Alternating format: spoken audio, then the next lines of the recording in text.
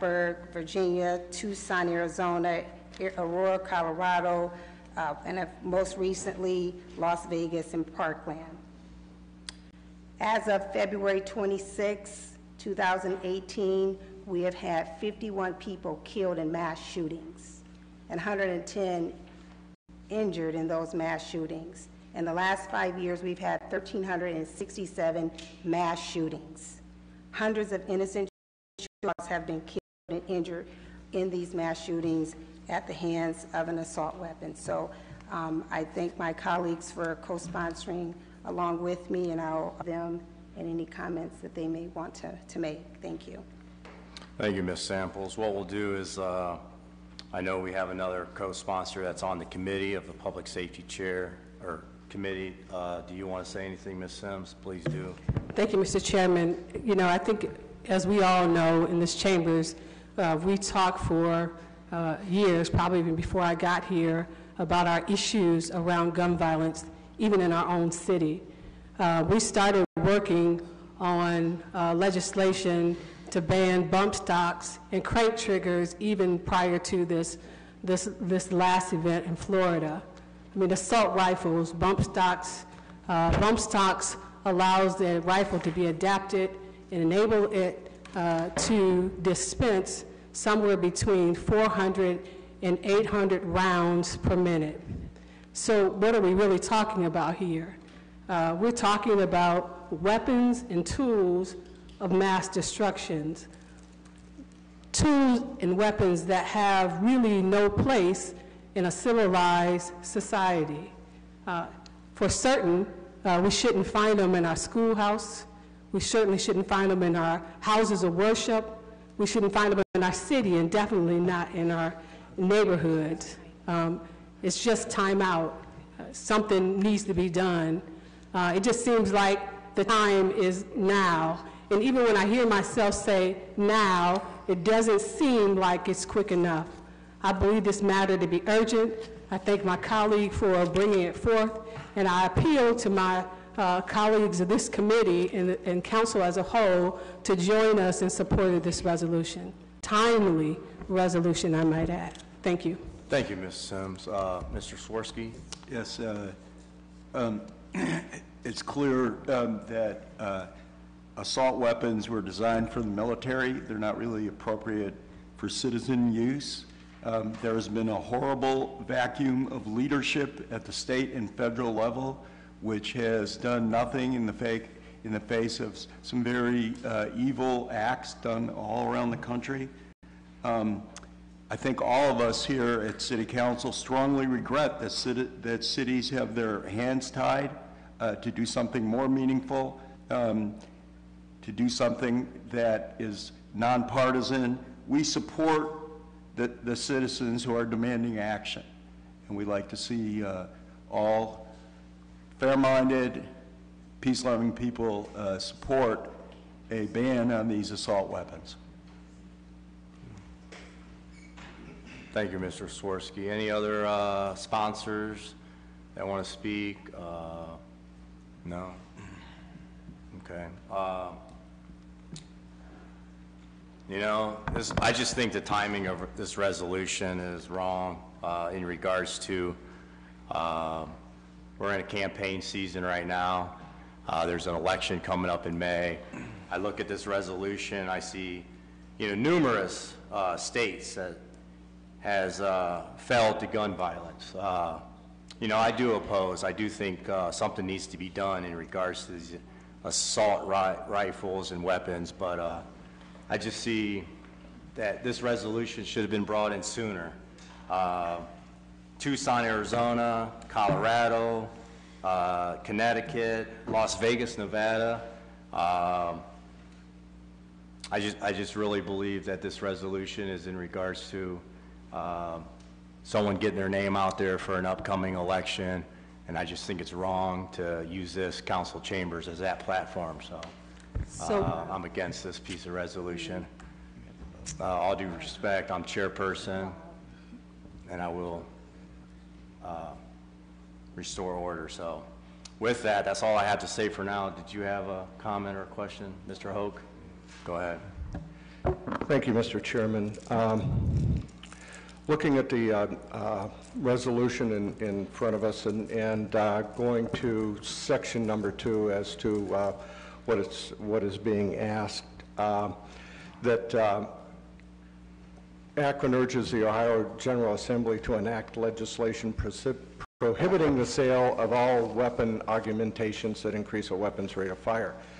I don't know if anybody has researched it or not, or checked into anything, but as right now, House Bill 395 is in the Ohio House, and one of the co-sponsors of this House bill is Tavia Galensky, who is a Ohio representative and in our area. As a matter of fact, she's my representative. So I think that, asking the Ohio General Assembly to enact legislation is kind of moot because they're already doing that. They are addressing this, and they do have legislation going through committee that they're trying to get through into a vote. And I feel that Section 2 is, like I said, relatively moot. Also, going into and looking at section number 1, asking that the Assembly enact a law mirroring the provisions of the assault weapons ban of 2013. Going back and looking through some of the things that have been discussed about weapons and in the United States Legislation Assembly is different comments from different people. One of them was in 2013 for this legislation, Senator Ted Cruz commented and said, "My biggest concern is it doesn't address the problem. It doesn't target violent criminals. Instead, it targets law-abiding citizens," and that's why, in essence, one of the reasons that was turned down in the United States Senate in 2013. I don't think it's something that's going to probably go too far in 2018 because it's still there. If we're going to mirror it or ask them to mirror the provisions in that, I don't think it's going to go there. Another comment that was made was we don't need new and more laws. We need to enforce what is there. And that's true in a lot of cases. And we've done that ourselves in City Council whenever we had the panhandling that came before us, and we were looking for different ways and different ideas and passing a different law to find a way to deal with panhandling. I think what we did is we came down to the fact that we do have laws on the books, and we decided not to change anything, and we decided that maybe we should look at the laws that we do have and utilize those laws. Representative Steve Scalise, he's a Republican from Louisiana that was gunned down during the baseball team practice last year and came back. His comment about the recent shootings in Florida and everywhere else is there's no magic bill that's going to stop the next thing from happening when so many laws are already on the books that weren't being enforced. And it's true. There again, we have to look at the laws that we have to enforce them. If we can pass any law and ask for any law that we possibly want to get, but if we don't enforce it and we don't do something with it, then it doesn't matter. It's not going to go anywhere, and it's not going to be anything. So there's a number of different articles that are out. There was another article on FoxNews.com about America has two gun cultures, and don't blame law-abiding gun owners for murders.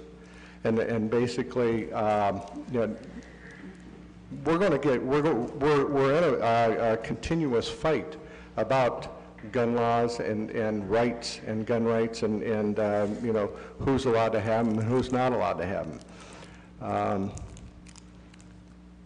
There's about 100 million law-abiding gun owners, and somehow we're looking at making laws and taking privileges and rights away from these owners. And what we do have to do is ally to fight and stop the criminals who are using the guns, not the law-abiding citizens. One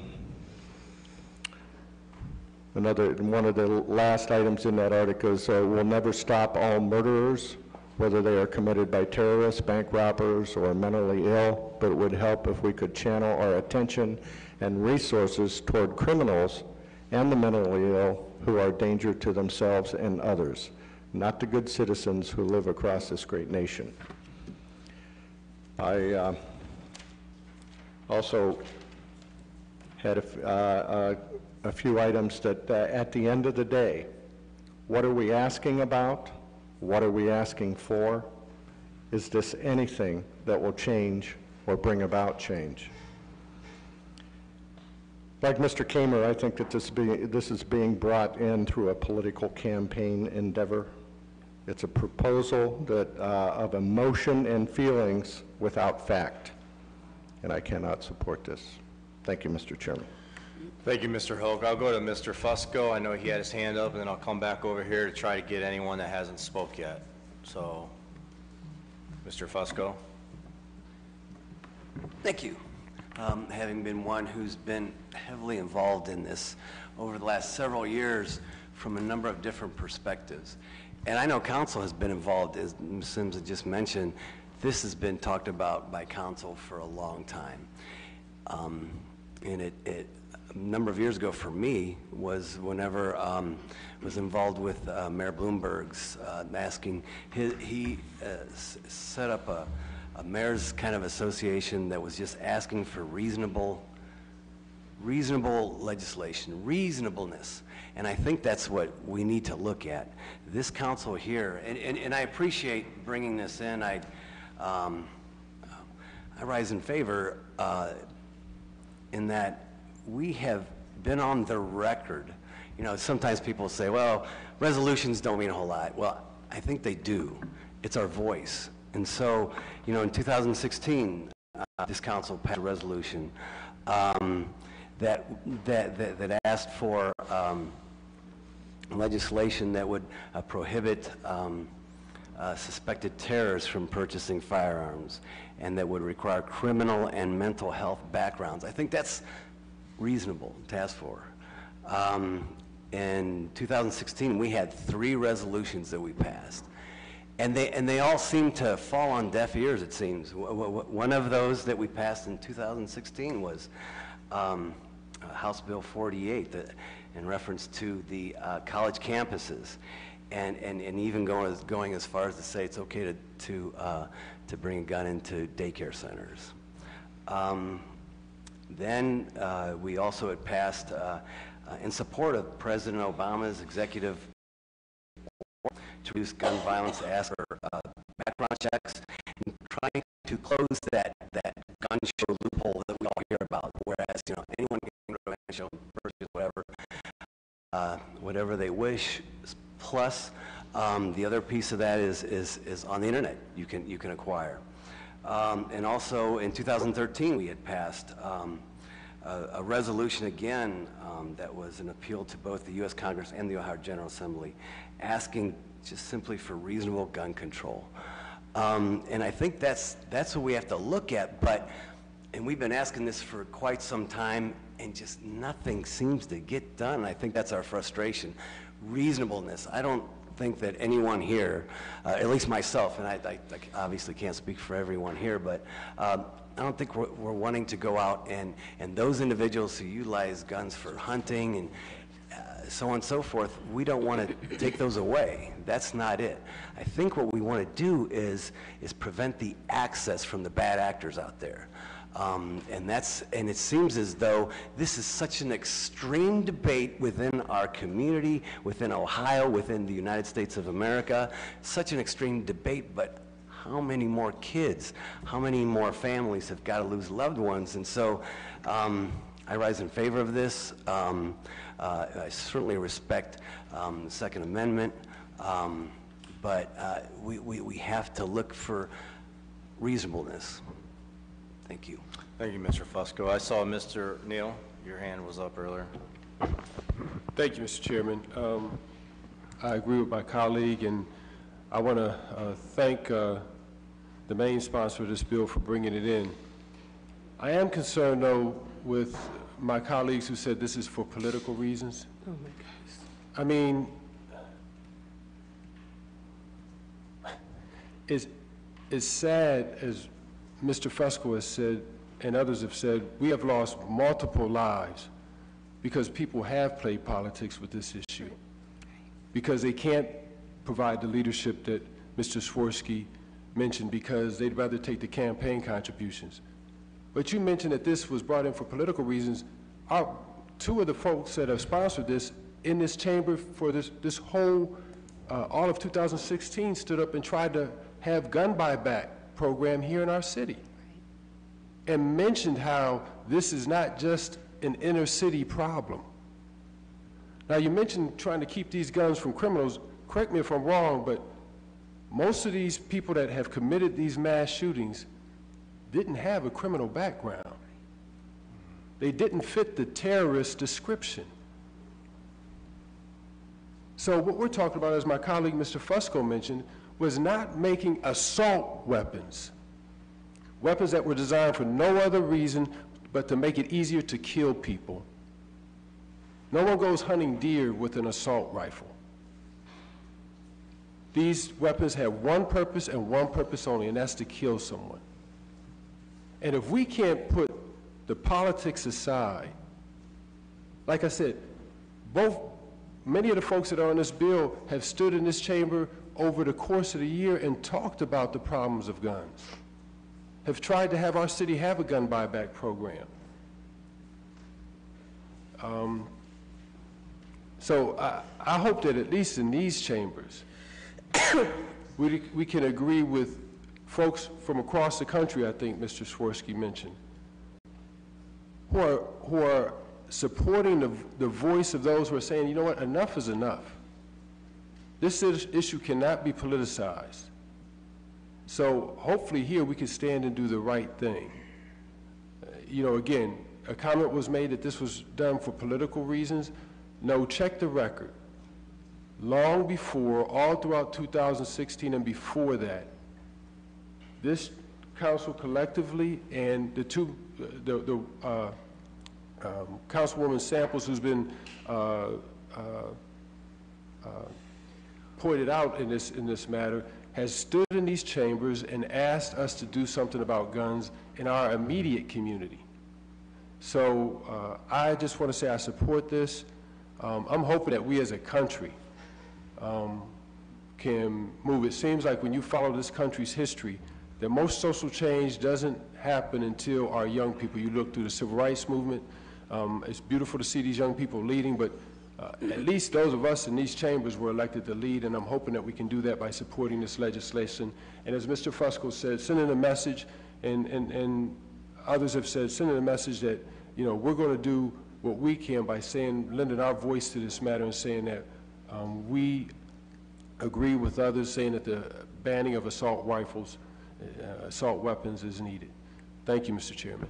Thank you, Mr. Neal. And like I said, we all have opinions, and I know your comments were directed towards me, but, and I have my opinions today. And I'm a big advocate as public safety chairperson to put together meetings on gun violence and gun control here in our own city of Akron. I have one of my colleagues, Mrs. Sims, that's very adamant and involved with those gun discussions and taken upon herself to move forward with bringing people down here to continue those discussions. But what I see today and what I've been hearing on talk radio and throughout the community, just, I'm not going to stand for it anymore down here, and I'm going to start raising my voice and not having this as a political platform for certain individuals. So that's how I feel. So with that, I want to try to get to people that hasn't spoke yet. Mrs. Omobian, I know you came in late. You're more than welcome to speak. Thank you so much for acknowledging me, and thank you for giving me the opportunity. I stand in strong support of this legislation and anything that will ban assault weapons. I don't think they're needed. I follow these young people. I've been looking, and I think they're going to be the change agents that we need, because the adults, obviously, we have too much baggage, and we are not able to follow through and do what's needed to be done. These weapons are designed to kill multiple, massive numbers of people. That's all they're designed for, and they are not needed in this country. And I stand in very strong support, and I thank those of you who put your name on this. I'd like to have my name added if it's okay, because I think they are wrong, and I think, again, the children that are speaking out, can you imagine the trauma that they are going through? Not only went through when this was going on, but having to go back into that school building. And we've had multiple of these all over this United States, and we need to ban these things. And whatever it takes, we need to be a leader in this city to put our voices on this, to say enough is enough. And we shouldn't have it in Akron, Ohio, or in the state of Ohio, or anywhere in this country. These guns are made to kill multiple people, and we don't need this. They are not hunting rifles or anything. They are to kill massive numbers of folks. And please, I strongly support it. Thank you, Mrs. Omobian. And like I said, I do agree with you, but the timing, Las Vegas, Nevada, that was a horrible incident that I witnessed on TV and I paid close attention to. And I can name off these other cities, or Orlando, Florida. I didn't see any resolutions then. So moving forward, So Mr. Milkovich.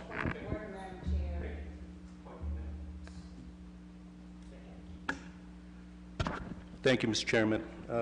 I too rise in support of this resolution. I want to thank my co-sponsor for having the courage to bring this resolution along. And hopefully, this is the instrument that'll be the change down in Columbus. And it does make a difference from my experience down in Columbus. Thank you. Thank you, Mr. Milkovich. All right, now we'll go back to Mrs. Sims. I know you've been patient. Thank you, Mr. Chairman. I would venture to say that most of the legislation that was recited here by my colleague was brought forth by myself and others that sit here today. If the record would be clearly divulged, the law department would tell you that we've been working on legislation to ban things like bumper stocks and crank triggers for quite some time, long before even what happened in Vegas. So we're not new kids on the block. This is our commitment, not only just because bodies of young people lay waste across this country in schoolhouses, but they lay waste on the streets of Akron and cities like Akron. So, like my colleague said, it's having the political courage to stand and do what's right. It is apparent that there is a vacuum in leadership in Washington and certainly in our state of Columbus. And so I think it's very important for us as a community of folks who are dealing with gun violence in our own city to stand and be on the right side of history. I guess I am taken aback personally that there would be some suggestion of collusion, that I would partake in some type of political wrangling because I want to advance somebody else's career. That is a personal insult to me. This is about our children, and this is about our children knowing that as representatives of this city, that we are standing with them, that we hear them and we see them. So I again stand in total support of this resolution. Thank you, Mr. Chairman. Thank you, Mrs. Sims. Mr. Swirsky, and then I'm going to probably ask for a vote. Microphone, please. I listened to some of the criticisms that have come forward, and nothing that you said can convince me that an assault weapon should be available to citizens. And I do think it is the responsibility of the city government of Akron to join with the thousands and thousands of people who have started advocating for some form of gun control. No resolution or even a state bill is going to completely solve the problem. We know that. We know that every day when we pass other bills and other ordinances and do other projects. It's not going to alleviate poverty. It's not going to, but it will take a step forward. And I would like to see our government here that's elected by the people stand with the people who support the banning of weapons that do not belong in the hand. There's no appropriate use by a citizen for these assault weapons. I strongly support it. Thank you, Mr. Swirsky. All right, we have a motion for suspension of the rules. Is there a second? Second. We have a second. All in favor? Aye. Anyone opposed? Me? Nay?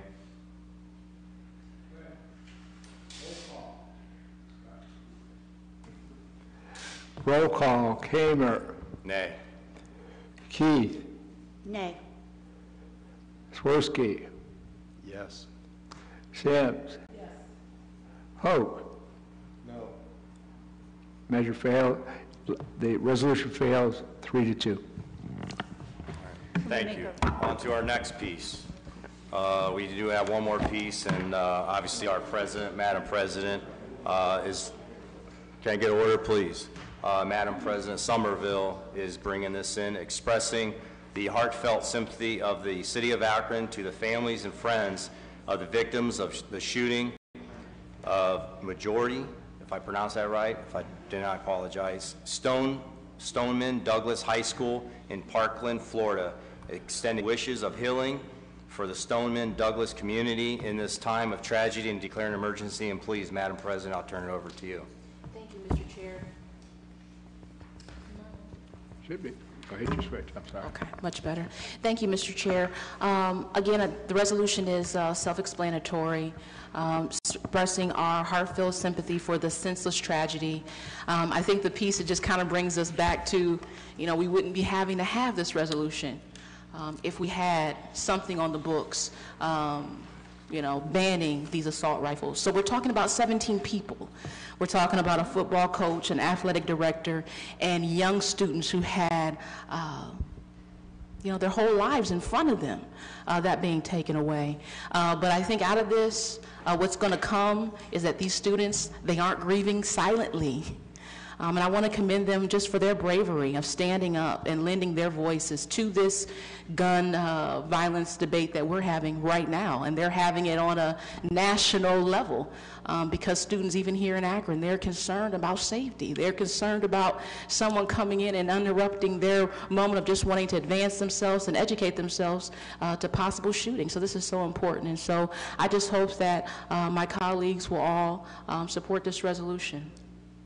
Thank you, Madam President. I see that you have all the names here, and then obviously a little bit of information in regards to a little background of something they like to do or they were part of. So I like that in that resolution. Any questions or comments from committee members? Mrs. Sims, please. I'd like my name added. Thank you so much, Madam President. I would find it quite ironic that my colleagues would join in support of this resolution based on the previous vote. That was some of the concern of the young people, that there's a lot of lip service paid to doing something, but not too much action.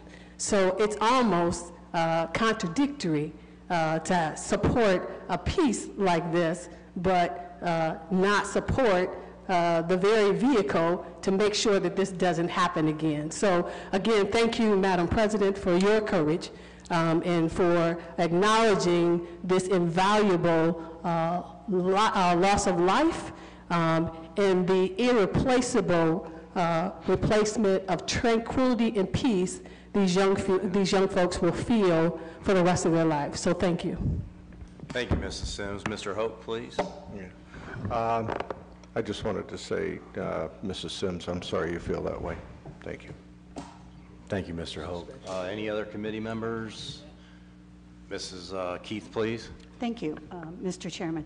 I am in favor of this resolution, and not that we should be speaking about other resolutions. I was just not in favor of suspension of the rules with the other resolution. It had nothing to do with the resolution in itself. It was on the motion of suspension of the rules. So I think there is a difference there. So I am in support of this resolution, and thank you for bringing it forward. Thank you, Mrs. Keith. Mr. Neal? Thank you, Mr. Chairman. I just want to thank Madam President, and something that we're always sensitive of, and I know we've said this before, and it makes me think of the shooting that took place down in Florida, and I think one of our own city members had a daughter that was there at the club, I think it was, is we acknowledge these because they're mass, but it's not to say that we don't grieve and feel the loss of life that happens, unfortunately, every day. And I can't help but think of the young 4-year-old that lost her life senselessly. But it's because of this country's, the availability of guns and the way we use them. Now, that wasn't an assault rifle. But I just think, as has been mentioned, whenever we have an opportunity to lend our voice to bring about change, to show compassion, or to pass legislation that in some kind of way will take us one step further to being a more civilized society, we need to do that. And so I just want to say thank you for this, but I also want to say, although we may not mention it every time, that I know those of us in council, because it impacts us, because we serve in these wards and our love and concern for this city, we value every life that is lost.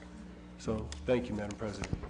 Thank you, Mr. Neal. Any other questions or comments? With that, do I have a motion for something? Okay, thank you. Can I get a second? Second. All in favor? Aye. Anyone opposed? All right. With that, we're adjourned. Thank you. Thank you. It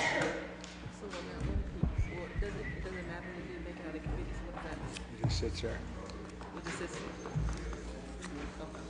far as I know. You know, unless somebody makes a motion to withdraw it.